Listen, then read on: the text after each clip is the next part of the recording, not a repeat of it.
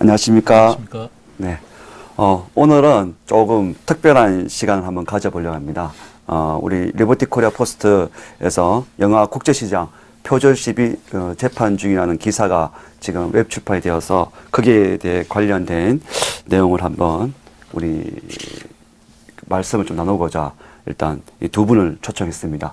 바로 옆에 계신 분은 지금 영화 국제시장 표절 시비의 원고로 나오시는 우리 사용상 김땡땡 씨로 하겠습니다. 아직까지는 밝히면 안 되는 그런 상황에서 그냥 김땡땡 씨로 하겠고요. 옆에 계신 분은 문화 연출가이신 우리 이태훈 님을 모셨습니다. 인사 우선 좀 부탁드리겠습니다. 네, 안녕하세요. 우선 제가 기사 중심으로 한번 여쭤보도록 하겠습니다. 예, 표절을 사전에 찾아보면 남의 작품의 일부를 몰래 뜯어 쓰는 것이라고 나와 있습니다.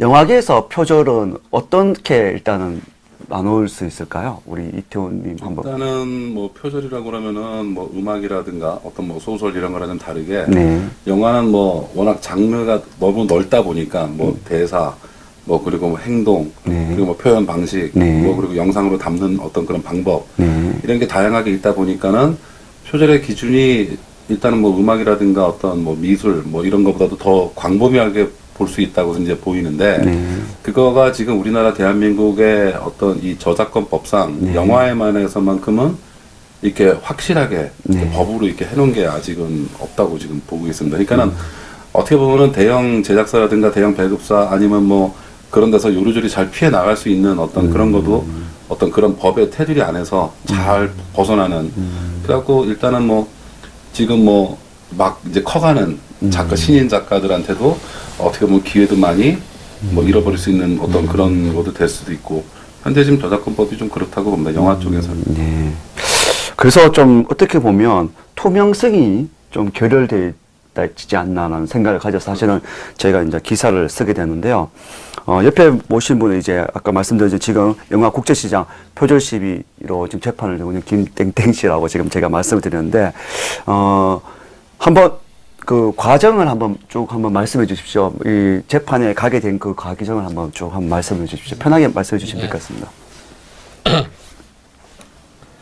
저는 1997년에 군대에서 제대하고 대학에 복학하기 전에 당시 저희 누나하고 매형이 독일에서 주재원으로 계셨어요. 네. 그래서 군대도 제대했겠다. 어떤 그 기분 전환 겸 유럽에 여행 갔고 독일의 매형네 집에서 3개월 정도 체류를 했습니다. 그때 매형하고 친하게 지내시는 파독광부, 파독간호사 교포 가족을 실제로 만나고 교류를 하였습니다. 같이 식사도 하고. 네. 당시에도 제 기억에는 그 새마을 운동이나 그 산업화 시대를 좀 안 좋게 보고 비난하는 사람들도 있고 제 친구들도 있었는데요. 그래서 저는 파독광부 하면 저희가 볼 때 거의 막장 인생이라고 하잖아요.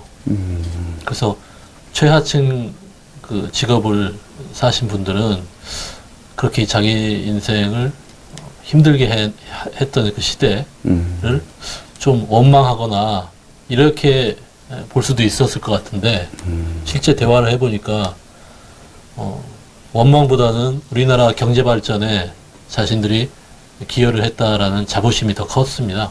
그래서 아 그렇구나라고 좀 감동을 받았죠. 네. 당시에 이제 젊었을 때니까. 네. 그러고 나서 그런 감동을 이제 체득하는 거죠. 체득하고 이제 평범하게 이제 회사 다니면서 개인적으로 좀 영화 쪽에 관심이 많아서 네. 회사 다니면서 영화를 독학하고 뭐 학원도 다니고 이랬습니다. 오, 네. 그러다가 이제 그 일이 그러니까 파독광부 분을 만나고 나서 한 12년 정도 후인 2009년에 지금부터 10년 전이죠. 2009년에 문화관광부 한국콘텐츠진흥원에서 네. 기획창작 아카데미라는 그 영화 프로듀서 뭐를 양성하는 과정이 있었어요. 1년짜리. 네. 거기에 제가 선발이 됐습니다. 저도 계속 혼자 영화를 공부했으니까 네. 나름대로 스펙이 좀 쌓여 있어가지고요. 네. 그때 바로 이 파독광부가 주인공이고 새마을운동에 대한 그런 감동적인 부분을 주제로 해서 영화 가칭이죠. 차붐이라고. 네. 왜냐하면 파독광부 분들한테 그 타향에서 머나먼 독일에서 살면서 인종차별도 겪고 이랬을 거 아닙니까? 네. 근데 차범근이라는 선수가 독일 분데스리가에서 활약하는 활약 때문에 독일 사람들하고 정말 이렇게 친해지고 어떻게 보면 좀 한국인으로서의 자부심 같은 걸 느꼈다고 합니다. 네. 그래서 이런 소재를 이렇게 엮어서 영화를 기획서도 만들고 시나리오도 그 당시에 썼던 겁니다. 네. 그럼 지금 말씀드린 이 이제 기획서와 시나리오는 저작권 등록이 되어 있는 거로 제가 기사를 작성할 때 되어 있더라고요.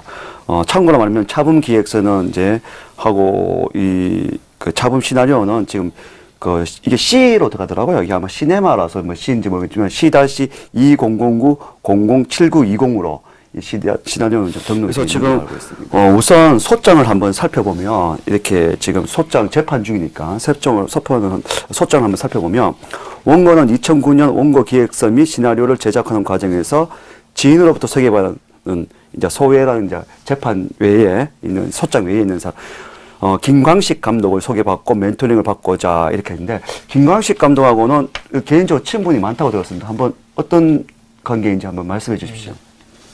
고등학교 1년 선배이고 대학에 입학했을 때 그 선배가 재수해서 저랑 같은 학교 같은 학번으로 네. 입학을 했더라고요. 그러니까 네. 고등학교 대학교가 같은 네. 인연이 있고요. 네. 고등학교 때 저희는 이제 하숙을 많이 했거든요. 고등학교가. 네. 근데 하숙집에서 한 6개월 정도 아마 같이 기간은 제가 정확하게 모르겠는데 네. 같이 그 당시에는 어렸으니까 네. 밥도 먹고 당시 뭐 이경규의 일요일 밤에 같은 거 보면서 농담도 하면서 이렇게 잘 지냈습니다. 그런 형님을 이제 2009년에 이 영화 차붐을 기획하고 나서 최종적으로 이제 졸업작품집을 저희가 만들었거든요. 그 네. 문화관광부에서. 네. 그러니까 그 하기 전에 올리기 전에 조금 더 멘토링을 받아라라고 해서 주변 친구한테 물어보니까 우리 고등학교 선배 중에 뭐 김광식 감독이 이번에 데뷔하려고 한다. 한번 찾아가 봐라 해서 저는 이제 반가웠죠. 그렇죠. 알고 지낸 분이니까. 6개월 정도 근데 동고 동록도 했던 동고 동록도 하고 대학교도 갔고 뭐 사심이 없었죠. 정말 존경하는 선배고 재미있고 해서 찾아갔어요. 찾아갔는데 조금 뜻밖으로 뭐 차범근 일단 그 선배 말로는 차범근 동영상은 이미 인터넷에 뭐 다 있는데 이런 거 왜 영화로 만들려고 하냐. 근데 생각해 보면은 모든 영화 소재가 사실은 다 있는 거죠. 그렇죠. 일상생활에 네, 있는 거죠. 있는 건데 네. 그거를 어떠한 주제를 가지고 어떠한 전개 방식을 갖고 어떻게 또 풀어나가느냐 이것이 영화의 어떤 재미고 감동적인 부분이잖아요. 그러니까 좀 말이 안 되는 그 핑계를 대면서 또 그 어떻게 보면 고등학교 인연이 있는데 한 15년 만에 만난 건데 그냥 가라고 하더라고요. 20분 정도 있다가. 그래서 좀 많이 서운했는데 또 이렇게 저는 이제 좀 뻘쭘해서 선배한테도 그렇다고 막 이렇게 대들 수 없잖아요. 네네. 그 기획서를 이렇게 가지고 간 가방에 넣으려고 하는데 그건 놓고 가 이렇게 하는 거예요. 네네. 네네네. 네. 그래서 저 생각에 그래도 선배님이 진짜로 바쁜가 보다. 그래서 제가 간 이후에 좀 보고 나중에 전화로라도 좀 멘토링 조언 같은 걸 해주실 수 있겠구나 해서 놓고 그러니까 선배님께 드리고 왔습니다. 근데 이제 연락이 없더라고요. 연락이 없었고 이제 2009년이잖아요. 그 사건이. 그 후로 2015년에 국제시장 개봉하고 나서 제가 보고서 이제 제가 만들었던 차분과 너무나 많은 부분이 같으니까 윤재균 감독이 만들었는데 이 윤재균 감독이 어떻게 만들었는가 이렇게 막 인터넷으로 검색하다 보니까 그 제 고등학교 선배인 김광식 감독의 데뷔작 영화에 제작사 그러니까 투자를 했더라고요. 윤재균 감독이. 그러면 윤재균 감독과 김광식 감독은 그야말로 가까운 사이일 거 아닙니까? 그래서 저는 합리적으로 김광식 감독이 윤재윤 감독한테 저의 기획서를 건넸거나 아니면 그런 정보를 뭐 주었을 가능성도 있다. 배제하지 못할 네. 부분 같긴 해요. 그러니까 가면 지금 김광식 감독이 지금 만든 영화가 안시성인가 그렇죠. 작년에 안시성 네, 개봉해서 안시성. 예. 주목을 많이 받았습니다. 네. 그 이태원이- 안시성 얘기가 잠깐 나왔으니까 그렇지. 안시성도 보면은 이제 다른 영화와 비슷한 장면들이 굉장히 많아요. 다른 영화에서. 근데 그것도 과연 표절이냐 이렇게 얘기를 할 수도 있지만 뭐 예를 들어서 안시성에서 과연 표절될 만한 장면, 적벽대전, 뭐 그리고 300, 뭐 이런 영화에서의 어떤 그 안시성에서의 한 장면들이 다 그런 적벽대전이라든가 뭐 그리고 우리 그 300이라는 남자들 그 근육미나 그 영화 여러 가지가 이렇게 겹치는 장면도 많고 막 이렇다 보니까 그러니까 이 표절이라는 게 자체가 영화라는 게 참 어떻게 보면 참 어렵다고 이제 보는 거예요. 우리가 알면 뭐 리메이크하고 좀 다른 개념인가요? 뭐 이쪽에 있는 거를 이렇게 한 카트, 그러니까 가져오는 경우가 있지 않습니까? 그런 영화를 이렇게 있지 않습니까? 리메이크는 예. 음악에서의 리메이크는 아. 거잖아요. 원곡을 그걸 이제 원곡을 편곡 내가 해. 이렇게 좀 바꿔서 편곡. 하겠다 예. 하고 다시 이제 하는 게 리메이크인데 영화는 그게 아니죠. 그냥 내용 자체를 다 그냥 뭐 어떻게 영화는 스토리상으로는 다 똑같을 수 있겠지만 네. 어떻게 표현하느냐가 진짜 다른 거기 때문에 근데 단지 그 스토리는 똑같은데 표현이 다르다. 그러니까 그래서 이거는 근데 어떻게 보면은 양날의 그거 뭐 양날의 칼 네. 만든 사람 맨 처음에 만든 사람 우리 뭐 김대단처럼 맨 처음에 이제 했던 거는 야 이거 내 건데 근데 수많은 작가분들이 쓴 만약에 한 10,000명이 쓴 거 중에 과연 똑같은 게 없지 않을까라는 어떤 그런 것도 보면은 다 표절이 될 수가 있는 거죠. 음악처럼 뭐 두 소절이면 두 소절, 소설책처럼 어디 하면 뭐 단락이면 단락 이렇게 내놓는 게 아니기 때문에. 사실 방송 들어오면서 사전에 우리가 이렇게 좀 이렇게 정리를 하고 왔으면 좋을 건데 이제 바로 들어갔게 돼서 지금 참 좋은 걸 해주는 김 작가라고 이제 하겠습니다. 김땡땡으로 하기 좀 그렇고 김 작가로 그렇게 하겠습니다. 네. 네. 저기 이태원이 아까 좀 전에 이게 테이블 위에 뭐 누구한테 주고 이러면 놔두고 가라. 뭐 이런 경우가 좀 비일비재합니까? 어떻습니까?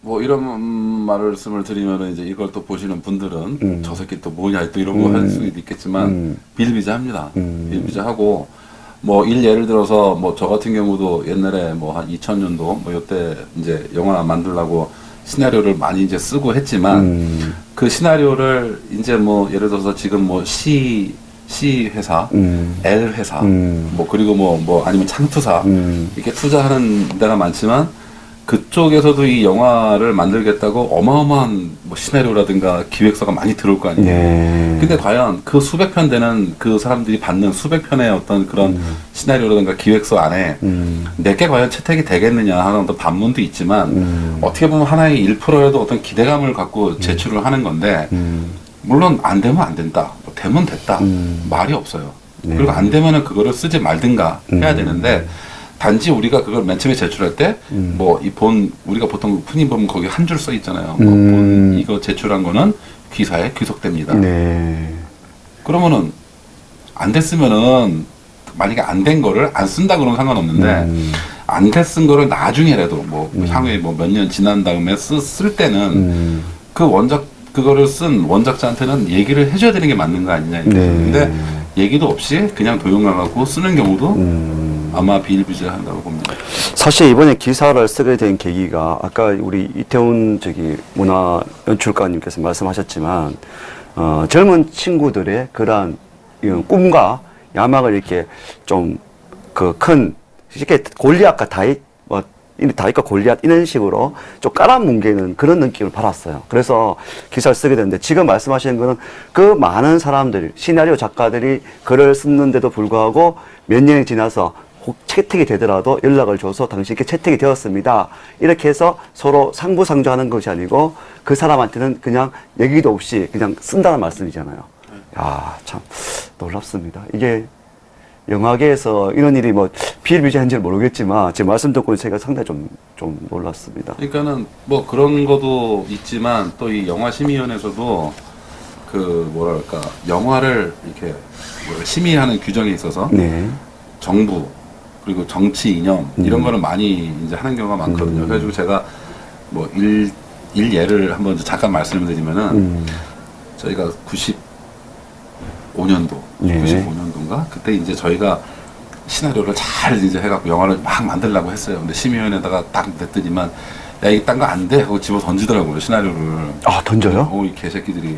집어 던지고, 제가 편집하겠습니다. 던지더라고. 그래서 내가 열받아갖고 왜 안 되냐. 근데 그때 우리가 쓴 시나리오 내용이 이제 대통령의 어떤 그런, 그러니까 대통령 그러면 우리가 흔히 생각하기에는 너무 이렇게 경직되고, 진짜 뭐 저 높으신 분이. 막 이랬는데, 네. 어떻게 보면 그들도 사람인데, 그래가지고 일단은 이제 우리나라 보통 대통령이 다 이제 기혼이고 다 그렇지만 그 당시 때 우리가 쓴 시나리오는 그러니까 결혼을 안 한 대통령이 이제 자기 여자친구랑 이제 연애를 하는 어떤 그런 걸 시나리오를 썼는데 안 된다는 거야, 우리나라 정서상. 그러더니만 96년도가 7년도 그때 6년도인가 하여튼 연도가 대통령의 여인이라는 게 외화가 수입이 됐어요. 우리나라로 들어서 개봉했어요. 본 거. 내용은 똑같아요. 네. 내용은. 외환인데도? 외환인데 내용이 똑같아요. 네. 그래서 아니 우리나라에서 만들면 안 되고 외환은 수입이 가능하냐? 외환은 괜찮대. 왜? 그럼 그들의 정서니까.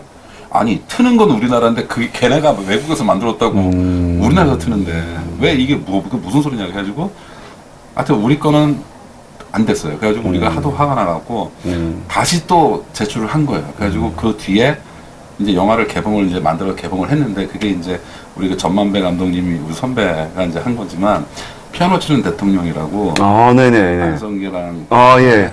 최지우 씨랑 예. 영화를 이제 만들어서 했어요. 그때 다 돈 안 받고 그냥 개봉 그냥 해버린 거야 막 이런 식으로 하도 화가 나고 내용은 똑같은 거야. 근데 단지 뭐 그게 이제 이 정부의 정서상 뭐 아니면은 뭐 어떤 정치 이념상 뭐 어떤 그런 게 많다는 거죠.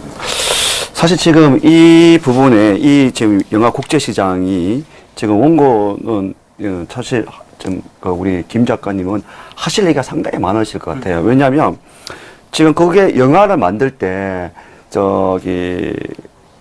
어떤 그 과정 속에서 그 당시의 시대상도 그때 아까 뭐 조금 언급을 하신 것 같은데 그 부분을 좀 말씀해 주세요. 그러니까 윤정윤 감독이 처음에 그 투자를 받기 전에 그 전에 얘기를 하기 전에 제가 지금 재판장에 가보니까 쟁점이 이제 기획서를 가지고 얘기를 하는 것 같더라고요. 그러니까 일반적 상식적으로 우리가 만약에 사기업 같으면 100억짜리 어떠한 물품을 구매하려면 위에는 품위 계약서, 품위서라고 합니까? 그거를 써서 작성해서 우리가 이런 게 필요해서 이렇게 해야 합니다라고 품위서를 올리는 겁니다. 그럼 위에서 보고 이제 계약을 사인을 해주고 결제를 해줘야만 이제 되는 부분인데 영화는 이제 잘은 모르겠습니다만은 지금 어저께 제가 인터뷰를 하고 기사 속에 있지만 인터뷰를 하고 보니까 그 피고 쪽 저 변호인은 얘기하기를 상당히 그런 부분이 다양하다. 케이스 바이 케이스로 봤을 때 이런 게 상당히 다양하다. 예를 들어서 유명한 감독이 직접 나서서 투자를 받는 경우가 있고 또 아니면 투자사가 뭐 시나리오 가져와봐 이렇게 해서 투자하는 경우도 있고 뭐 방법론이 좀 다를 수는 있겠지만 그렇다 하더라도 기획서 없이 100억 이상의 영화를 만든다는 게 좀 상식적으로 이해가 안 되는데 지금 그 부분을 많이 거론하셨죠. 한번 말씀해 주시죠. 작년 2018년 한 해 동안 공판이 한 4번 열렸는데요. 첫 번째 재판에서는 피고 측 변호사들이 자신들은 기획서가 있지만 기획서를 굳이 재판에 제출할 필요가 없다라는 취지로 발언을 했었어요. 근데 12월에 열렸던 3차 재판에서는 자신들은 영화계 유명 감독이고 영화계 거물이기 때문에 속된 말로 굳이 영화 기획서가 없어도 시나리오 한 100페이지 정도 되지 않습니까? 네.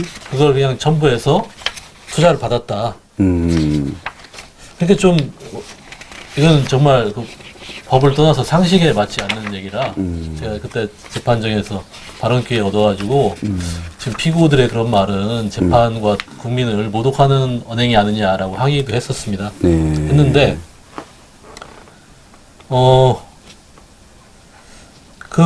저희가 웃긴 거는 그 다음 재판이 이제 2019년 올해 3월에 열렸었거든요. 네네. 열렸는데 그 전에 이런 거를 이제 조사를 해봤어요. 정말로 이렇게 그들 말대로 180억짜리거든요. 영화 국제 시장이. 아, 예. 네, 180억이나 되는데 제작비가. 네, 예. 제작비가. 예. 그거를 예를 들어서 뭐 대성 창투사가 6억 5천, IBK 캐피탈이 6억 5천, 뭐 이런 식으로 뭐 5억 이상 10억 뭐 이렇게 투자를 많이 받았더라고요. 근데 네. 그 회사 투자 회사들이 정말로 어떤 영화 기획서, 개요서 이런 거 없이 시나리오 읽고 투자를 결정했을까? 그래서 확인차 전화를 했습니다. 아는 그 투자사가 있어서. 네네. 근데 그렇지 않다. 솔직한 얘기로. 그런 게 어딨느냐. 그래서 그분도 답답해서 전화 통화하는 와중에 구글을 검색을 했나 봐요. 네네. 아니, 구글에 국제시장 영화 제작 기획서가 뜨는데요? 하고서 저한테 알려줘서. 지금 제가 손에 들고 있는 요거 말씀하시죠. 네. 요건 이따 좀 거론하겠습니다. 네, 예. 이것이 원본인지 모르겠습니다. 왜냐하면 구글 상에는 제가 2017년 11월에 소송을 했는데 그 이후에 업로드를 했더라고요. 그러니까 만약에 의도가 있었으면 자신들한테 유리하게 수정을 해서 올렸겠죠. 소송 후에 올린 거니까. 근데 어찌됐든 그들은 지금 기획서 없이 없이도 영화를 만들었다고 했지만 이거에 의하면 거짓말이지 않습니까? 네. 네, 재판에서 정말 거짓말을 한 거고요. 네.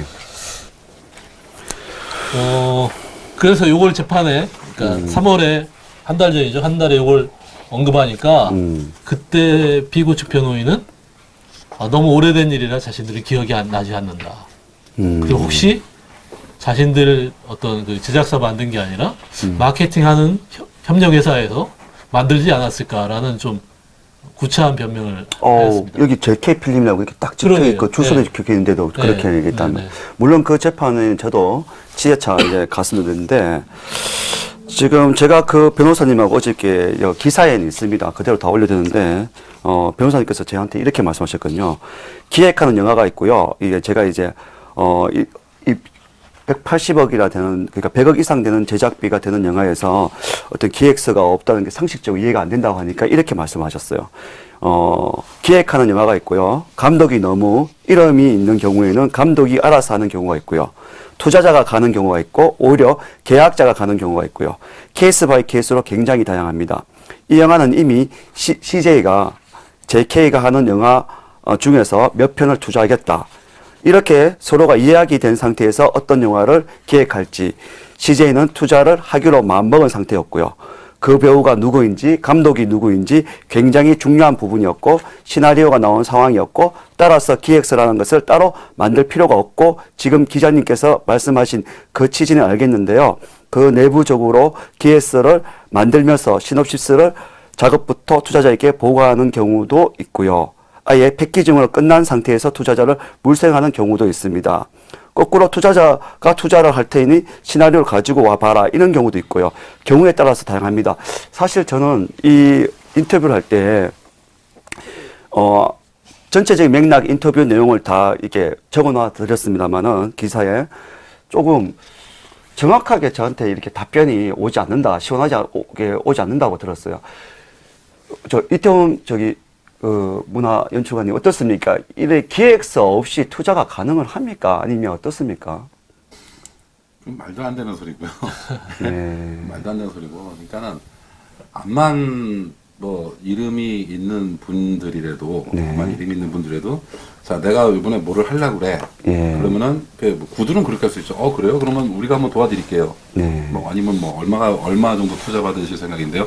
얘기는 할 수가 있겠죠. 네. 그런 식으로. 근데 투자를 결정을 하려 그러면은 이들도 기획서라든가 아니면은 시나리오까지는 아니라도 신업이든지 아니면 뭐 트리트먼트까지는 항상 볼 거란 말이죠. 왜? 그래야지 이게 암만 뭐 영화에 관련 영화에 아니면 그냥 문외한이라도 그냥 그래야지 이 정도면은 사람들 많이 들어오겠다. 왜냐면은 그 기획서라든가 이제 뭐 시놉시스라든가 이제 트리트먼트 되면 그 안에 주인공은 누가 할 거고, 근데 그게 이제 배경은 뭐고, 이제 다 이제 그 안에 다 있으니까. 네. 그러니까 누가 봐도, 이 정도면 괜찮겠다라고 해서 마음을 먹어야지 투자를 하는 건데, 아무것도 없이 감독의 뭐, 말로만, 진짜 뭐, 이번에 뭐 황정민 씨가 나올 거고, 뭐 누가 할 거고, 뭐 이런 식으로 해갖고, 그럼 내가, 그래요? 그럼 내가 5억 줄게요. 뭐 10억 줄게요. 뭐 100억을 배팅.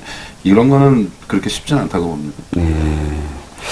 좀 상식 밖에, 저도 취재를 하면 느낀 게 조금 상식적으로 이해가 안 된다는 부분이 있었고, 그리고 지금 아까도 말씀드린, 초두에 말씀드렸지만, 지금 시나리오가 저작권에 지금 등록이 있다고 되어 있는 것도 저희도 확인했었고, 한데, 그러면 저기 영화 국제시장 시나리오와 또 우리 차붐의 국제시장의 시나리오를 이제부터 본격적으로 조금씩 비교를 한번 해보겠습니다. 20분 정도 지났는데요. 한번 하나하나 한번 따져보겠습니다. 그 전에 이 기획서는 저희가 따져보고 난 뒤에 다시 한번 보도록 하겠습니다. 먼저 제 기사에도 있지만은 일단 기사를 중심으로 한번 보겠습니다. 이게 지금 이제 영상으로 나갈 건데요. 아마 이게 영상으로 지금 나갈 것 같은데 지금 일단 기획서 부분을 보면 지금 김 작가님께서는 차붐을 모티브로 해서 시작을 했고 시나리오 제목도 차붐이죠. 네. 예, 차붐이고. 자, 제작 방향이 지금 간단하게만 좀 소개를 좀 부탁드리겠습니다. 우선 이 부분에 대한 제작 방향. 네네. 그러니까 이제 저는 이게 상업 영화니까 흥행에 성공해야 되잖아요. 그래서 저도 축구를 좋아하지만 대한민국의 많은 분들이 국가대표 축구하면 시청률이 상당합니다. 그런 식으로 축구 열기는 엄청난데 그래서 대한민국의 축구 영웅인 차범근이 파독광부랑 관련이 깊기 때문에 네. 주인공으로 쓴 거고요. 네. 더불어서 파독광부와 간호사도 중요한 주인공이 돼 있고요. 네. 그다음에 아까 말씀드렸듯이 새마을 운동으로 상징되는 경제 성장의 시대가 네. 물론 과나 이런 것도 있겠지만 네. 공이 크고 네. 감동적인 부분이 많이 있습니다. 그래서 네. 이제 축구에서 쓰는 용어 중에 쓰리톱이라는 게 있듯이 네. 주인공을 차범근, 파독광부, 새마을운동 이렇게 잡았습니다. 기획서에 보시면. 네. 그래서 이렇게 축구 얘기도 하면 더 재밌을 거라고 생각하기 때문에 거기에 플러스 파독광부도 우리가 잘 모르지만 네. 너무나 일반인이지 않습니까? 네. 그분들의 삶이 중요하고 감동을 주는 부분이 있다고 생각해서 이렇게 기획을 하였습니다. 시나리오도 거기에 맞춰서 썼고요. 네. 자, 그러면 여기 시대상을 조금 저희가 표로서 한번 말씀을 드릴게요. 표는 이제 화면을 보시면 될 것 같고요. 저희가 지금 이 표는, 이게 사실은 일반적인 분들도, 영화를 잘 모르신 분들도 이 표를 보면 좀 이해가 될 것 같아요. 차범과 국제시장에 등장하는 역사적 인물 및 사건 비교를 해서 이렇게 지금 화면에 나갈 건데, 첫 번째가 이제 시대상을 반영하는 사건을 보면, 차범은 통금시간, 국제시장은 국기에 대한 경례. 그 다음에 두 번째 시대상을 반영한 사건이, 차범은 월남전, 그리고 국제시장은 덕수의 월남전 참전, 그리고 세 번째가 사회적 인물, 여기 차범은 정주영, 정주영의 아버님이신 정몽찬, 이렇게 있고, 그리고 국제시장은 정중으로 나왔고, 그 다음에 네 번째 역사적 인물은 차범근, 대한민국의 축구 영웅이고, 그리고 국제시장은 현봉학, 통역장교, 이렇게 되어 있습니다. 영화를 보신 분들은 아마 좀 빠르게 이해가 되실 것 같습니다. 다섯 번째는 유명 기업. 차범은 삼성전자, 그러니까 한자로 된 삼성전자를 이제 표기를 했었고, 국제시장은 현대건설, 물론 한자로 된 현대건설. 이게 아마 차에 이렇게 지나갈 때, 이렇게 주인공이 지나갈 때 이게 나왔나요? 이 배경으로 나온 것 같습니다. 그리고, 여섯 번째, 유명인 가수, 차범은 나훈아하고 엘비스 프레슬리인데, 국제시장은 남진, 이렇게 나왔고, 그리고 일곱 번째 유명인 연예인은 차범은 이주일, 코미디언 고 이주일 선생님이고, 그 다음에 가수 김흥구, 그리고 국제시장은 고 서영춘 선생님이 이제 나오신 거고, 여덟 번째는 유명인 예술가 차범은 백남준이고, 그리고 국제시장은 앙드레 김, 그리고 아홉 번째 유명인 스포츠 선수는 차범은 박지성, 박주영인데, 저쪽에 국제시장은 이만기, 이렇게 되어 있습니다. 그래서 시대상과 어떤 인물 배경, 이런 것들은 아마 그 시대를 살았기 때문에 이게 조금 비슷할 수는 있어요. 그죠? 어떻게, 아까 이태원 우리 연출관도 이렇게 시대상이나 영화가 가져오는 어떠한 부분에 대해서 좀 애매한 부분 가져올 수가 있다 했는데, 이 부분을, 지금 표로 되어 있는 이 부분을 좀 더 구체적으로 한번 김 작가님께서 한번 설명을 해 주시면, 보는 방송인이나 또 제 기사를 읽으신 분들이 좀 빨리 이해가 되지 않겠나 싶습니다. 네. 그러니까 영화의 주제는 뭐 보신 분들이 보기에 뭐 산업화 시대, 경제 성장의 시대의 감사함을 느꼈다는 측면에서 제가 기획서에 기술한 것과 영화 국제시장을 보신 분들은 그렇게 동일하다고 느끼실 거고요.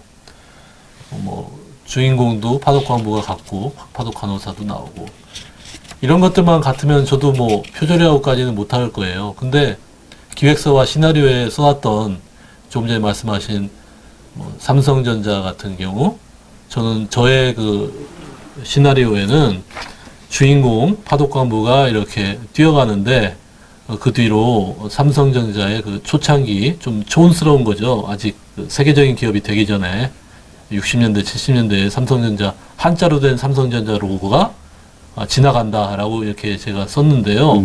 영화 국제시장을 보시면 알겠지만요. 주인공 꼬마 시절의 주인공 뒤로 정주영 회장이 트럭을 몰고 이렇게 이제 지나가는데 그 트럭의 뒤에 현대건설 한자 로고가 촌스럽게 이렇게 똑같이 지나갑니다.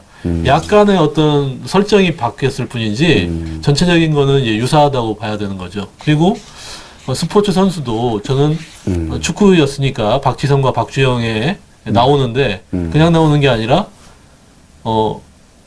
박지성이라고 이렇게 얘기하는 게 아니라 꼬마 축구 선수가 있는데 꼬마 아이가 축구를 하는데 유니폼에 박지성이라고 써 있어요. 그러니까 관객들은 저게 박지성이 어렸을 때 모습이구나 이렇게 느끼는 거죠. 재밌게. 근데 국제시장 보시면 알겠지만 종목만 바뀌었지 꼬마 그 덩치 큰 씨름 선수가 지나가는데 유니폼에 이만기라고 쓰여 있어요. 이것이 표절이 아니면 어떤 것이 표절입니까 도대체? 글자를 똑같이 표절하는 건 아주 옛날식 그 표절이고요. 요즘은 다 사람들이 표절을 알고 있기 때문에 이렇게 살짝 노력을 합니다. 표절을 피해 표절처럼 안 보이기 위해서. JK 필름 윤재윤 감독의 이제 주장이야 저희가 확인할 길이 없죠. 그분은 뭐 그렇죠. 해운대 2009년에 영화 끝나고 나서 국제시장을 뭐 준비했다고 하는데 저작권 등록이나 이런 게 없어요. 법원에도 지금 제출한 게 시나리오인데 그 시나리오도 언제 만들었는지는 잘 모르겠어요. 근데 조사를 해보니까요. 그 CJ가 공동 제작사거든요. CJ E&M이. 근데 거기 CJ 송경식 회장에 의하면 2013년 7월 이후에 당시 박근혜 대통령께서 좀 좋은 애국 영화도 만드시는 게 어떠냐라고 이렇게 조언을 했는데 그것을 어떤 압박으로 이제 이분들은 생각해가지고 야 빨리 만들어야겠다 해가지고 애국 영화를 만들기 시작했다는 거예요. 그 중에 하나가 국제시장이라고 여기 저 뉴스에 나와 있습니다. 그 뉴스에 나와 있습니까? 네. 네, 그 뉴스에 나와 있습니다. 기사가 지금 보니까 이데일리. 2018년 네. 1월 8일 1월 8일자에. 이데일리의 송영식 CJ 회장, 네. 박근혜 정 2018년. 그러니까 아니, 기사는 예. 2018년 1월 8일인데 네. 송경식 회장의 말에 의하면 2013년 7월 이후에 만들었다고 써 있어요. 그게 박근혜 정부 압박에 그렇죠. 애국 코드 영화 영화 제작. 그러니까 그거를 들은 게 2013년에 3년, 들었다. 2014년에 자기는 그렇게 느꼈다는 거죠. 2013년에 실제로 청와대에서 전화가 와가지고 CJ 송경식 회장은 박근혜 대통령께서 좋은 애국 영화를 만들라는 조언을 조언을 듣고 듣고 압박감을 느끼면서 애국 영화 국제시장을 제작했다. 2013년에 그래서 들어갔고 영화를 후다닥 만든다고 그러니까 2014년에 어떻게 개봉을 하냐고요. 그러니까 1년 반 만에 개봉했다는 건데 아. 이렇게 서둘러서 제작하다 보니까 정리가 됩니다. 그러니까 지금 우리 오늘 그 이태훈 그 문화연출가님께서 하신 말씀대로 정말 이 정리가 되네요. 2013년에 그런 뭐 본인들 압박이지만 하여튼 애국영화 국제영화를 만들었어요. 만들었는데 이 개봉 2014년 12월이지 않습니까? 그럼 그 사이에 이 100억 정도의 180억 정도의 투자되는 제작비 영화가 가능합니까? 어떻습니까? 제가 봤을 때는 예. 뭐 물론 후다닥 만들 수도 있겠죠. 예. 뭐 대한민국 사람들 뭐 빨리 잘 만드니까. 예. 근데 만약에 이거를 토대로 2013년 7월? 예, 7월 7월에 예. 얘기가 이거를 만약에 그 이 회장이 딱 들었어.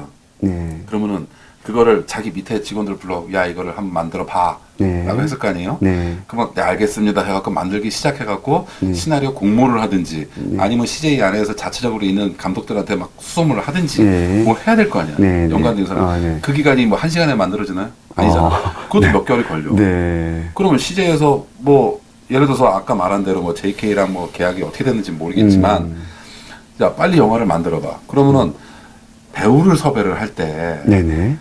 야 내가 이번에 이런 거 만들려고 그래. 같이 만들자. 네. 그러면은 어떤 배우가 예. 알겠습니다. 할게요.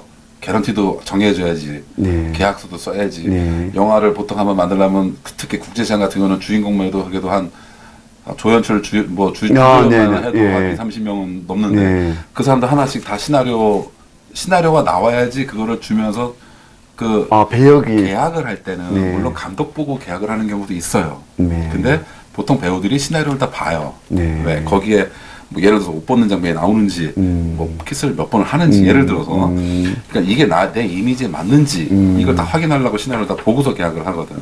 근데 그런 작업이 거칠라 그러면은 그것도 몇 개월이야. 네. 예를 들어서 그러면은 그 기간 다 빼고 진짜 불과 후반 작업 기간 또 한 2, 3개월 빼고 그러고는 만든 기간이 딸랑 1년 1년 안에 이 모든 거를 국제시장 같은 그뭐 세트 만들어야 되지 뭐 이걸 다 하는데 아니 뭐 이 사람이 우리 아까도 뭐 얘기했지만 농업과 이 공업을 상업을 같이 뭐 병행을 한 세트 만들어서 촬영을 못 하거든. 세트가 만들어져야지 촬영을 하는 거니까. 근데 제가 봤을 때는 이거는 그 시간을 줄이기 위해서 그러니까는 뭐 누군가 거를 도용을 많이 했겠다. 라는 어떤 그냥 생각이 드는 거죠. 네. 그래서 지금 봤을 때 시간적인 이 지금 CJ의 지금 송영식 회장의 만약에 한 번도 밤새서 찍었다 그러면 그건 진짜 그걸 뭐라 해야 되죠? 그 사람들 막 진짜 아주 그냥 요즘 노동시간 네. 요즘 그잖아요. 뭐 진짜 이 정도면은 주당 200시간 넘게 일을 해야 되는 거예요. 주당 200시간 넘게. 말이 되는 지난번에 어떤 또 드라마입니까? 그거 하다가 또 스텝 중에서 또 지금 여기 CJ TVN에서도 몇 명 비정규직 진짜 주당 200시간 넘게 하다가 또 사고사로 해갖고 또 몇 분 또 돌아가셨잖아요. 그런 부분 우리 나중에 한번 근데 방송해야겠습니다. 거기에서 그 사회 이사를 있던 놈이 또 지금 문화체육 장관으로도 온다고 후보자로 나가다고 또 지금 설레발 풀고 있는 거고. 이게 참 문제가 있습니다. 기사에 보시면 여기서 보시면 이게 지금 이렇게 또 이렇게 사진을 만들어 놨습니다. 잡음하고 국제시장에 주인공이 일치하고 뭐 주제가 일치하고 사건들이 일치하고 전개 방식이 일치하고 기업이 일치한다는데 제가 그 잡음을 보니까 그 주인공에는 배우 오달수 씨가 잡음에도 있고 국제시장에도 있어요. 그죠? 이 부분도 조금 저는 좀 그렇게 근데 느꼈습니다. 제가 이거를 이렇게 보면서 예. 예를 들어서 한두 개 정도가 예. 일치할 수 있어. 예. 예를 들어서 시대적 배경. 예. 시대적 배경은 일치할 수가 있어요. 예. 왜냐하면 그 시대 때 얘기를 그 당시에, 그러면, 예. 그럼 시대적 배경이 일치할 수가 있어. 예. 그리고 거기에서 어떤 한 모티브를 끌어낼 수도 있는 거야. 그게 이제 뭐 소득 광부가 됐든지 뭐가 됐든지. 예. 근데 그 외적인 그 주 모티브를 좀 이렇게 부각시키기 위해서 옆에서 살을 붙이는 네. 역할들 아까 뭐 다양하게 많았잖아요. 예, 삼성전자, 네, 그런 것들이 리만기 그렇게 많이 일치가 될 수가 없어요. 그러니까 사람의 생각이 얼마나 다른데 네. 그거는 일치할 수가 없는 거예요. 그러니까는 저희가 일단은 앞에서도 뭐 이게 뭐 법적으로 뭐 기획서를 보자, 네. 뭘 보자 하는 거는 시대적 배경과 어떻게 전개가 이루어지느냐 네. 그 안에다 이제 기획서 안에다 그런 게 들어있기 때문에 예. 그거를 이제 보는 거고 등장인물도 보는 거고 다 네. 보는 거거든요. 네. 근데 그건 뭐 지금에서 뭐 수정이 될 수도 있는 거지만 예. 이렇게 많은 부분이 일치되는 경우는 거의 없어요. 그 지금 아까 말씀드린 송영식 회장님 말씀도 그렇고 그 시간이 시작되고 그 영화가 들어갈 때 정말 어떤 게 없으면 할 수가 없는 부분 같아요. 그죠? 시나리오는 그렇죠. 뭐가 없으면 할 수가 없는 부분 같은데. 그러니까는 이거 보면은 우리가 하다부터 영화를 만들면 영화 다 만들어졌어. 예. 자 이제 개봉해도 돼. 예. 근데 이제 극장에 이제 개봉하기 전에 예. 투자자들 뭐 하는 사람들한테 미리 다 보여줘요. 예. 그러니까 시사회 말고 기자 또. 시사 일반 시사 말고 예. 투자자들을 위해서, 예. 그러면 걔네들이 야 우리 거 좀 더 넣어줘. 뭐 예를 들어서 야 너무 짧잖아. 우리 돈 뭐 해냈냐? 막 이렇게 예를 들어서 예. 한마디씩 우리나라에서는 그런 걸 말 잘하잖아요. 예. 한마디씩 그럼 또 막 수정을 해요. 예. 그 다음에 다 완료가 되면은 예. 기자 시사를 먼저 하고 예. 기자 시사 끝난 다음에 일반 시사를 하고 네. 그 다음에 다 끝나면 이제 개봉 어차피 날짜가 있으니까 네. 개봉이 되는 건데 이 일정으로는 그 모든 것을 다 해내는 일정이 1년 아까 6개월인가 7개월 만에 하기가 너무 빡시다라는 거죠. 이게 지금 아까 그 제가 표로서 말씀드렸는데 사진을 보면 좀 더 명확할 것 같아요. 이게 지금 우리 그 그래픽이 나올 건데 이게 보면 삼성전자 한자하고 현대건설 한자 이 비슷한 부분 상당히 좀 많아. 나오나 대신 남진, 박지성 대신 이만기, 그러니까는 축구 어떻게 대신 그렇게 이 흥남철수. 대결구도를 참 잘 맞춰놨어. 그렇죠. 대결구도를.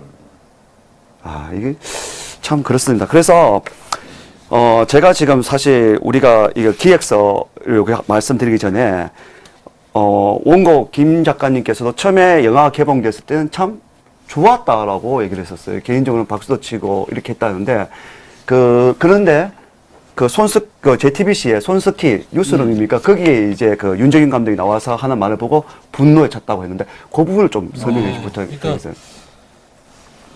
저도 좀 뭐 저는 솔직히 뭐 중도 정도였어요. 정치에 관심이 없고요. 네. 그래서 그런데 이제 친한 뭐 고향 친구들도 새마을 운동을 비난하는 친구도 있었죠. 네. 있었는데 그만큼 이제 우리나라는 좀 이렇게 새마을 운동을 싫어하는 사람들이 꽤 많은데요. 그렇습니까? 네. 그래서 제가 생각했던 그런 새마을 운동 같은 경우는 정말 뭐 배고픔을 해소하기 위한 그런 노력이었으니까 정말 저는 좋게 보거든요. 네. 그래서 이제 차범을 통해서 그런 것을 좀 주제로 표현하고 그 제가 차범 기획서 보시면 우리나라의 경제 성장의 어떤 고마움을 전 세계에 알리고 싶다라고 이렇게 적어놨듯이 실제로 새마을 운동은 유네스코에도 등재가 되어 있습니다. 네. 그렇죠? 근데 이제 어찌됐든 그 2015년에 국제시장이 이제 상영한다 하길래 네. 이렇게 뭐 별 관심 없이 이렇게 하다가 뉴스를 보니까 뭐 파독광부가 나오고 뭐 앙드레 김이 뭐 주인공도 윤정인 감독 출연했을 때 네네네. 네네네.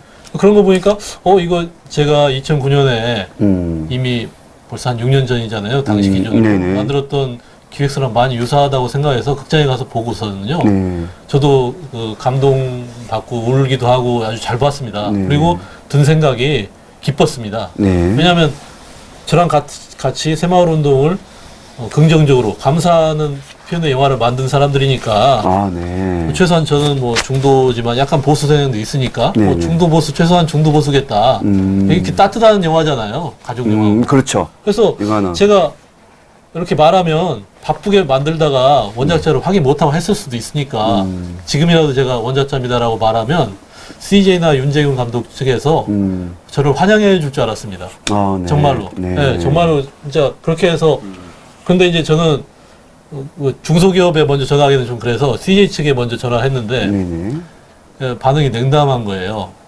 표절 아니라고 이렇게 나오고. 그래서 이제 좀 실망을 했고 그래서 뭐 문화관광부나 이런 데도 연락했는데 뭐 별로 관심을 안 보이고 그래서 좀 많이 이제 좀 실망하고 좀 억울해서 아무리 생각해도 이제 저작권법 책 같은 거 보니까 아까 이제 말씀드렸지만은 문화관광부 표절 가이드라인 같은 것도 보니까 대사가 꼭 일치해야만 표절이 아니라 뭐 소재, 주제, 뭐 에피소드 전개 방식, 영화적 네네. 느낌 이런 것들이 일반인들이 보기에 비슷하다고 생각하면 표절이라고 하는 걸 제가 보고서 이건 표절이 정말 맞다. 저만의 그냥 개인적인 생각이 아니라 객관적으로 저작권법에 의해서도 표절이 맞다고 이제 확신을 가져가지고 콘텐츠 분쟁 조정위에 조정 신청을 했고요. 거기서도 3개월 정도 이렇게 서로 간에 자료 다 보고요. 면밀히 검토하고 회의록은 남기지 않았지만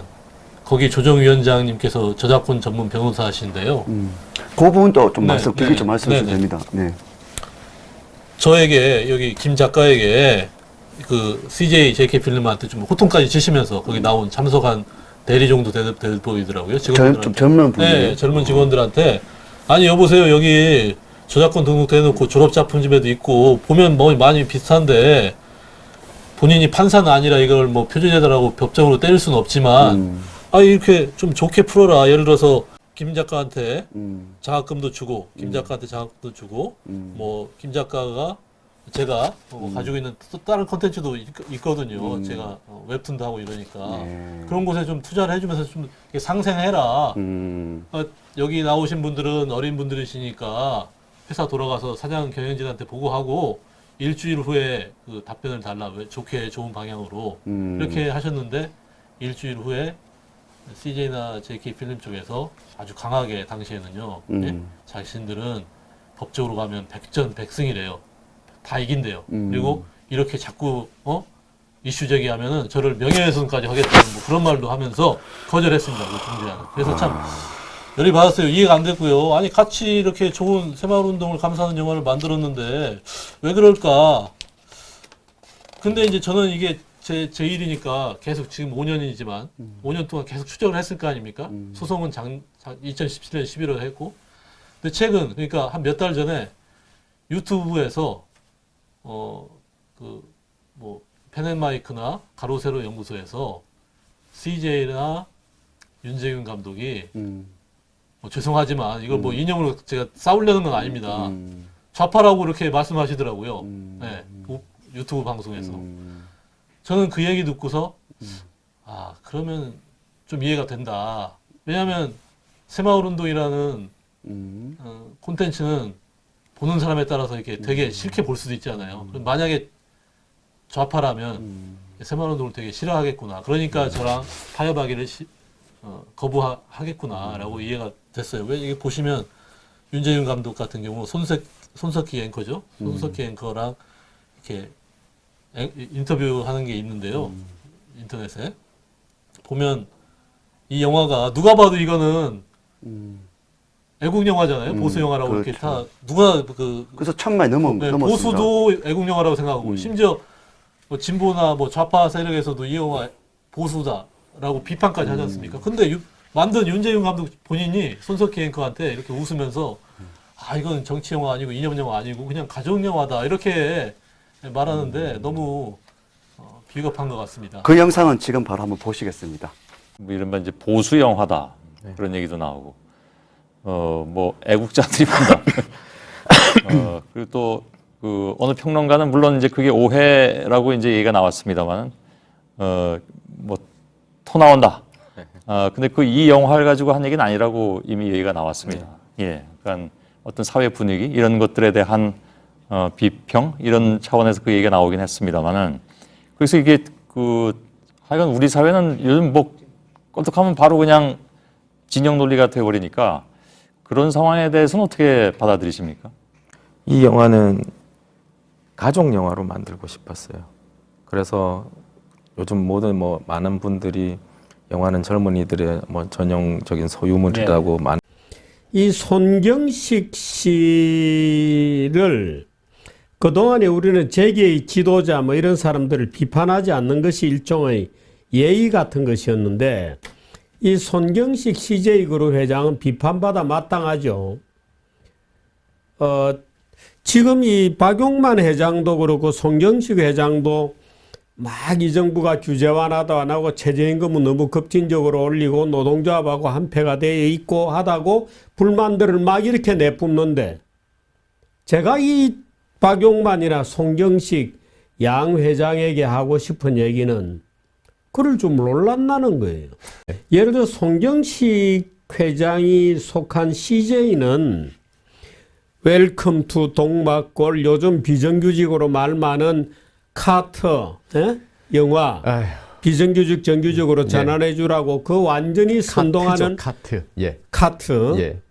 미 대통령 카터 말고 웰컴 투 동막골 카트 무슨 화려한 휴가 JSA 온갖 설국열차 온갖 좌빨 영화에 돈을 대거나 배급을 막거나 했던 그래서 지금 손경식 회장이 욕하는 바로 그 정치 세력을 길러낸 게 CJ예요. 그래서 정말 이 CJ그룹 같은 경우에는 문제가 정말 많은 조직입니다. 그 손경식 회장은 더군다나 박근혜 대통령을 탄핵하는 앞장서서 그 청문회에서 지금 그 박근혜 대통령 밑에서 경제수석하던 그 조수석,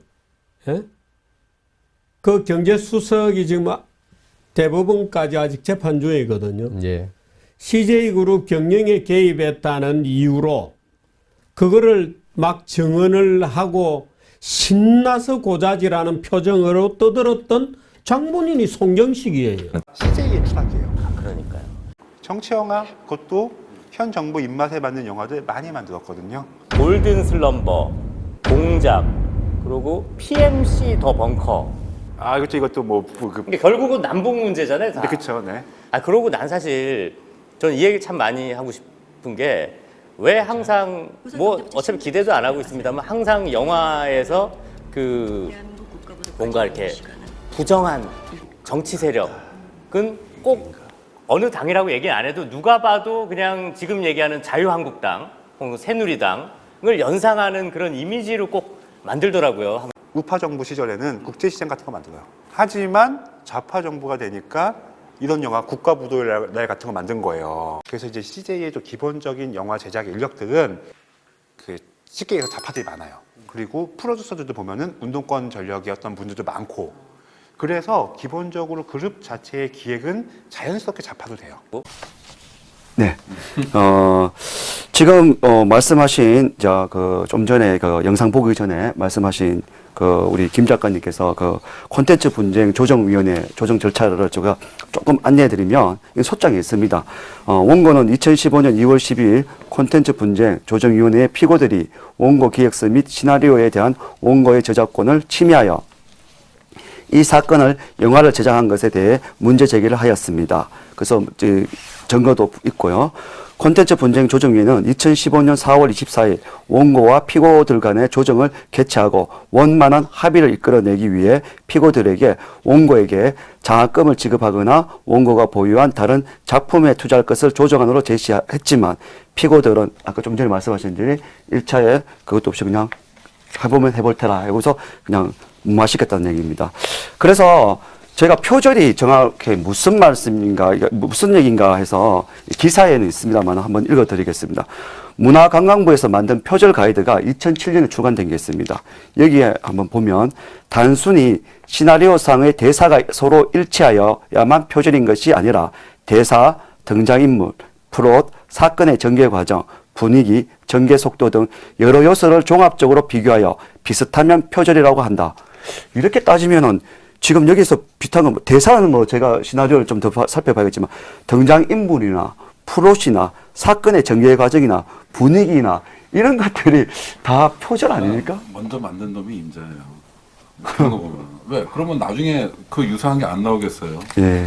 그러면은 그러니까 그 말씀을 듣고 지금 기억나는 게 제가 재판장에 갔을 때 조금 이해가 안 됐던 부분이 저는 이제 이 표절이라는 걸 이제 제보를 받고 이제 3월 달에 있었던 재판이었죠. 갔었는데 재판장님이 이제 원고 측에 이렇게 얘기를 하더라고요.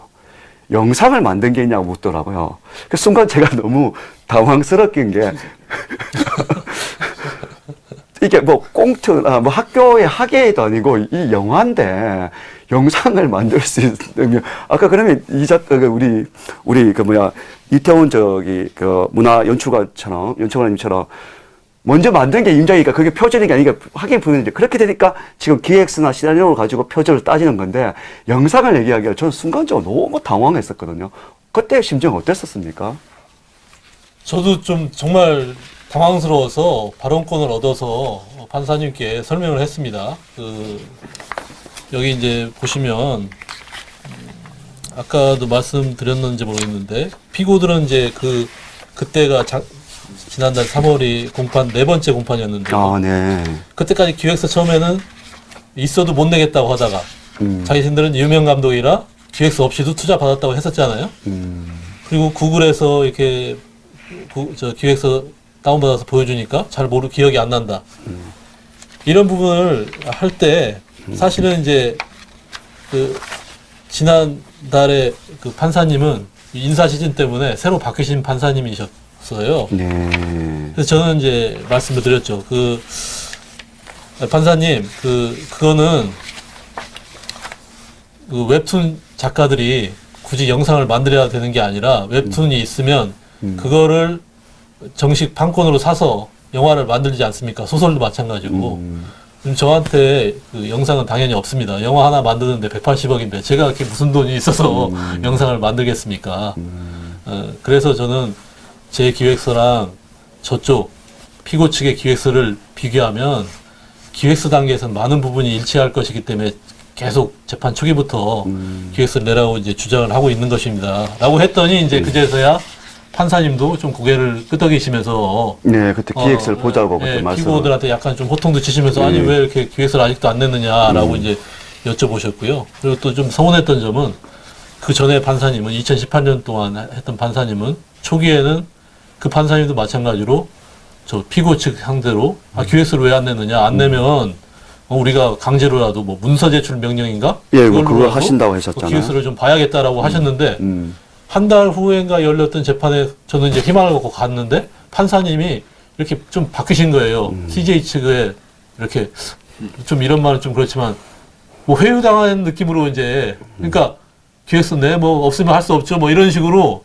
유순하게 바뀌셨더라고요. 호통을 치시던 모습에서. 그래서 좀 그런 부분도 제가 이번 새로 바뀌신 판사님한테 좀 강하게 어필을 했어요. 해서 판사님도 조금 좀 다시 이제 상식적으로 좀 판단을 해주시기를 이제 기대를 하고 이 있습니다. 부분은 그런 것 같습니다. 이게 뭐 지금 뭐 피고가 없어서 좀 아쉬운 부분이 있던데 사실은 피고도 저기 또 와서 또 얘기도 할 수 있으면 언제든지 자리는 오픈되어 있습니다. 피고 계신 분도 오셔서 할 말씀 있으면 저희하고 같이 하시면 됩니다. 그리고 저도 똑같이 또 질문을 할 거고 똑같이 이런 식으로 진행을 할 건데요. 다만 저는 그렇습니다. 이 재판이라는 게 사실 분쟁에서 최고 마지막으로 가는 게 재판 아닙니까? 그럼 판사님들이 좀 이렇게 중립적인 정말 그렇지 않습니까? 근데 이게 그날 저도 재판을 보면서 조금 좀 의아한 부분도 없지 않아 있었던 건데 뭐 차마 말씀드리기 그렇고 이게 지금 아까 말씀하셨던 구글링을 하면 나오는 국제시장입니다. 여기 작은 글씨로가 있는데 잘 안 보실 건데 우리 그래픽으로 한번 보여드리겠는데요. 2013년 윤재균 감독 프로젝트 국제시장 제작 기획서 JK 필름 해가지고 이게 다 있습니다. 이게 어느 한 부서의 뭐 홍보 파트에서 나갈 수 있는 그런 부분은 아닌 것 같아요. 이래서 나간다. 그리고 그 JK 필름 담당자 그 인터뷰 했던 분의 그 내용도 제 기사에 올려 있지만 이게 지금 몇 장이냐면 9장입니다. 보통 뭐 그 인터뷰할 때는 뭐 2-3장, 17장인데 이게 9장이면 나름대로는 기획서로서 잘 꾸며져 있는 것 같아요. 우선 보면 인덱스라고 되어 있어가지고요. 작품 개요, 기획 의도, 뭐 장르 컨셉, 짧은 요약, 제작 포인트, 제작 정보, 그리고 작품 정보, 제작진 소개, 그래서 감독, 제작사, 투자사까지 다 기획서가 나와 있습니다. 그래서 넘겨보면 기획 의도가 한국 현대사를 관통하는 한 남자의 감동 스토리입니다. 이 부분에 대해서 왜 읽어드리냐면 사실 윤재균 감독이 그렇게 유명하다면 그 허벅 코리아 포스트 코리아. 거기에 제 기사에도 제가 사진을 이렇게 올려놨는데요. 분명히 그 기사에 이렇게 나와 있어요. 그 기사의 그 인터뷰에 보면 이게 지금 허벅 코리아 포스트 사진을 발췌해서 지금 기사에 올려놓은 건데요. 이제 이게 크랭크판입니까? 이게 크랭크판입니까? 우리 영화 할 때 거기에 보면 이렇게 들고 있는 장면인데 제목이 국제시장 윤재균 감독 크랭크인 임박 이렇게 해서 나와 있습니다. 근데 거기에 보면 이게 있죠. 윤재균 감독이 이 투자를 받기 위해서 이게 투자자들이 이해를 잘 못하니까 투자를 받기 위해서 뭐라고 말씀하셨냐면 한국판 포레스트 검프라고 이렇게 했습니다. 근데 아이러니하게도 우리 지금 차붐을 기획하고 시나리오를 쓴 우리 김 작가님께서도 지금 그 얘기가 있어요. 이게 딱 여기 보면 기획서에 딱 보면 뭐라고 했냐면 포레스트 검프 이래가지고 포레스트 검프처럼 당시 역사적 인물을 반영한다. 어떻습니까? 이 부분까지 윤재균 감독님 이 부분까지는 정말 스스로 이게 좀 얘기를 해주셔야 됩니다. 왜 그러냐면 제가 인터뷰하면서 우리 지금 옆에 있는 원고 우리 김 작가님 인터뷰하면서 저한테 정말 이런 얘기를 해주셨어요. 아마 여기 지금 문화 콘텐츠 여기 감독님도 아마 많이 같이 동감을 하지 않을까 하는 같은 업계에 계시니까 느낄까 하는데요. 예술인에게 무엇보다 인간애와 동업자 정신, 스포츠맨십이 필요하다고 하시는 그 말씀을 받아 적을 때 아무렇지 않은 저도 좀 감동을 좀 웅크렸었어요. 무슨 얘기냐면 이게 지금 그 옆에 있는 김 작가님께서는 상대를 배려하지 않는 영화판이 너무 아쉽다고 저한테 말씀하셨어요. 그러면서 영화를 하고 예술하는 사람은 혹시 가치관이나 사상이 서로 다르더라도 최소한 상대를 배려하여야 한다고 생각하며 무조건 비난하고 배척하는 것은 진정한 예술가의 태도가 아니라고 생각한다. 이렇게 말씀하셨어요. 그러면서 동업자 정신과 인간애를 발휘하길 기대해 본다고 했는데요.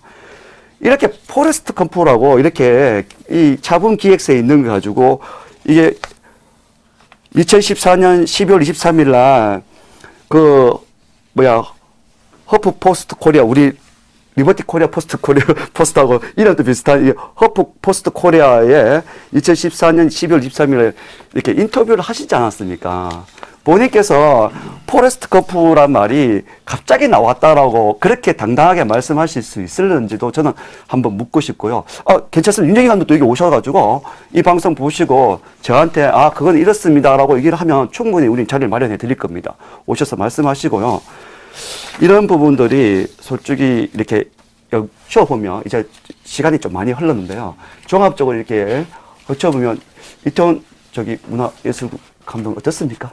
이게 그냥 간략하게 요약하면은 이제 이런 일이 뭐 앞으로도 더 많이 또 발생도 될 수도 있을 것 같아요. 그러니까는 이게 만약에 우리 김 작가님이 좀 더 힘을 내서 이제 이거를 진짜 꼭 이겼으면 좋겠어요. 또 이길 수밖에 없는 거고. 왜냐면은 아까도 제가 그냥 이 사석에서 잠깐 얘기를 했지만 그 최민식 선배가 그 사냥꾼으로 나왔던 그 영화. 호랑이 잡는 영화. 그것도 그 한때 표절 그게 있었어요. 표절에 이렇게 휘말렸는데 그것도 역시 이제 이 손들어준 게 내용 똑같아요. 내용은 똑같은데 다 제작사 손을 다 들어주는 거죠. 제작사 손. 그럼 예를 들어서 일례로 나는 그 영화심의위원회라든가 이 영화 이 표절 담당하는 아니면 이 판사들한테 내가 쉽게 야 뽕하고 오동하고 어느 게 표절이야 물어보고 싶어요. 왜? 시대적 배경 똑같아. 장소도 비슷해. 방앗간 하는 짓도 똑같아. 그럼 뽕하고 오동이 죄송합니다. 웃어서. 그러면은 어느 게 표절이냐고. 뭐 먼저 만든 놈이 임자인가? 그런 건 아니잖아요. 정확하게 어떤 그런 기준을 대고서 이것처럼 예를 들어서 시대적 배경, 아까도 말씀드렸다시피 시대적 배경과 어떤 그런 모티브는 비슷할 수도 있어요. 시대적 배경을 다루다 보면은. 근데 그 외적의 구성 요소가 너무 비슷한 게 많은 거는 이건 어떻게 정확하게 누가 봐도 표절이라고 다 생각을 하면은 그거는 그냥 표절인 거예요. 그러니까는 음악은 두 소절이 안 똑같아도 표절이라는 게 뭐냐면은 비슷한데? 라고 느낌은 그냥 표절인 것처럼. 그러니까는 옛날에 이효리도 텐미니 갖고 표절 걸려고 많이 했지만 그럼 미안하다 사과하다라고 미안하다고 사과한다고 얘기를 하면 되는데 그냥 굳이 안 하고서 이렇게 버티는 이유도 저는 뭔지 모르겠고 저는 이제 나중에 김 작가님이 향후에 지금 많은 거 좀 준비하시고 계시잖아요. 이거를 다 눌렀으면 좋겠어요. 그리고 저는 윤 감독님이 지금 이 해운대 이후에 작품이 뜸했죠. 그랬었죠. 뜸했죠. 그리고 이 국제시장에 나온 건가? 그랬을 5년 만에? 해운대가 2009년인가 나왔거든요. 그러면은 그 전에는 윤 감독이 되게 많이 했어요. 그렇습니까? 해운대 나오기 전까지 스파이 색특시공 같은 거의 1년에 한 번씩 막 만드는 거예요.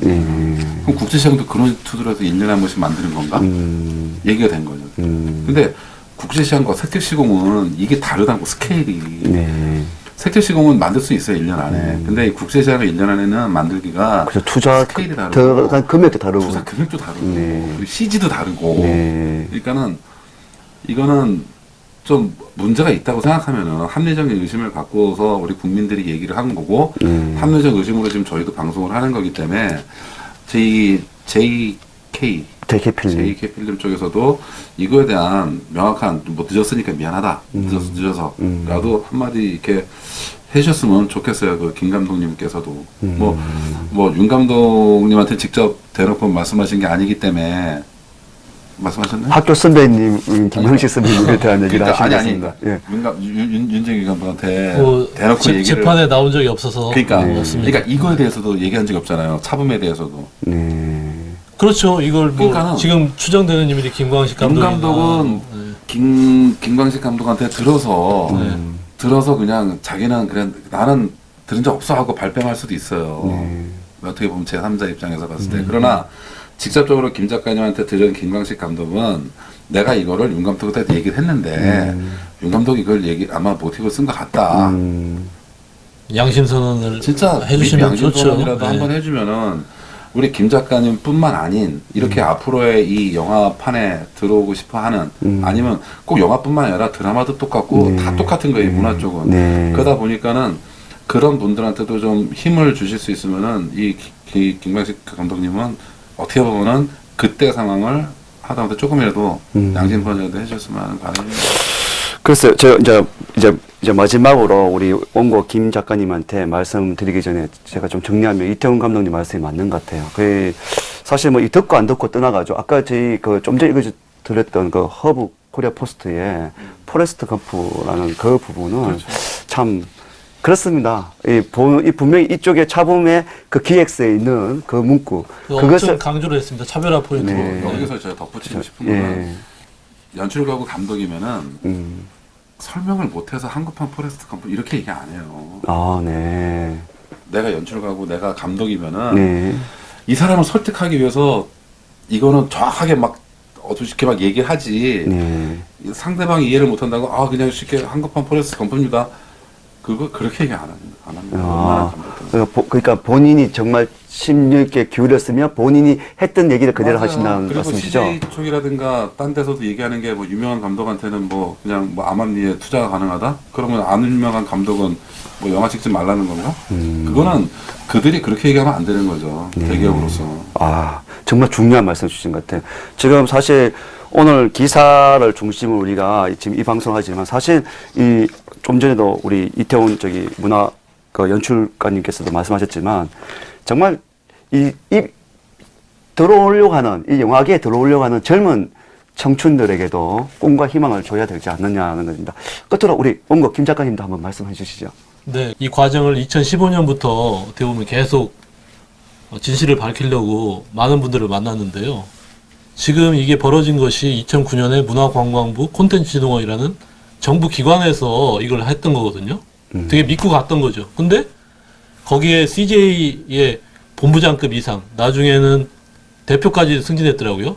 직원이 3명이나 있었습니다. CJ 직원이. 그러면 조금 속된 말로 말하면 문화관광부에서 콘텐츠진흥원에서 국민들을 모아가지고 대기업 CJ가 표절이나 도용할 수 있도록 밥상을 차린 사건입니다. 이것이.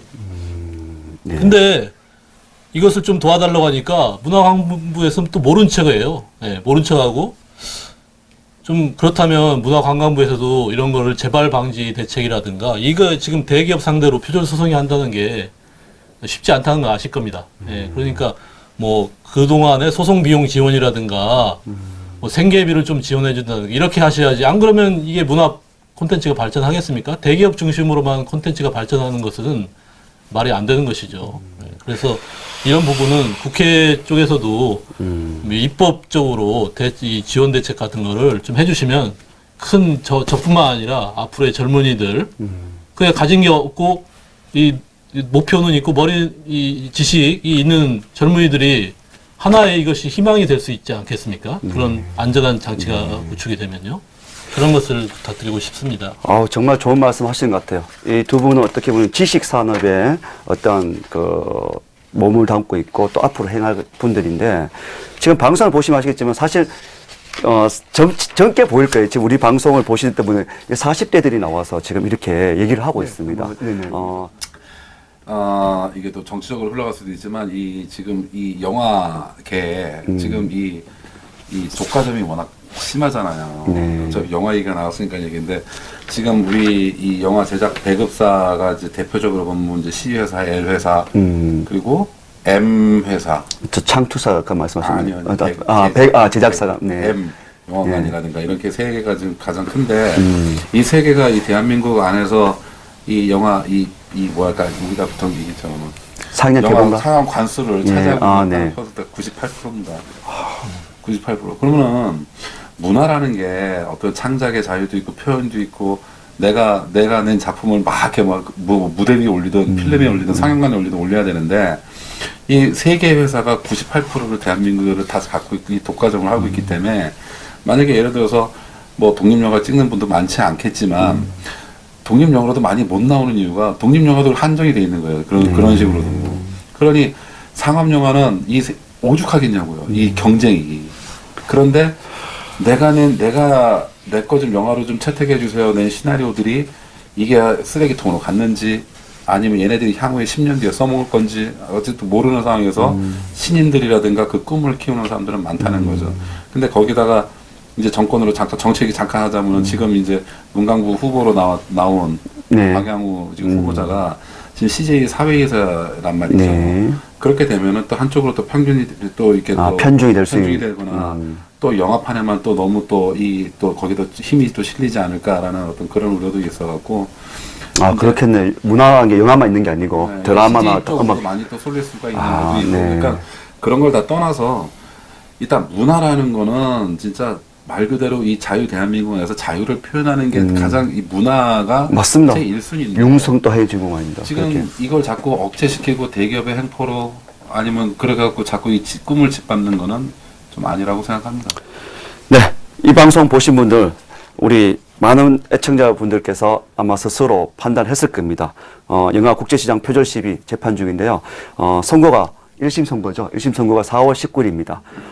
그날 저희가 또 다시 한번 또 기사를 쓰든지 또 이렇게 준비를 하겠습니다만은, 두 분 말씀에 요약을 하면 젊은 청춘들의 꿈을 우리 대기업이 골리앗이 함부로 이렇게 억제를 하지 마시고, 또 하나 부탁드리고 싶은 건 옆에 있는 김 작가님한테 이 부분에 대해서는 좀 양심 고백이 아닌 양심 고백을 하셔서 좀 멋진, 이미 뭐랍니까 메이저리그에 계신 분들이 좀 멋진 모습들을 보여주셔가지고, 아까 저희 그 기사 마지막에 말씀드렸지만 스포츠맨십을 좀 발휘해서 그런 모습을 보고 젊은 우리 그 일꾼들이 또 아이디어가 넘치는 그런 지식 산업에 있는 분들이 좀 많이 나와서 대한민국 문화를 좀 융성하게 발전시켰으면 좋겠습니다.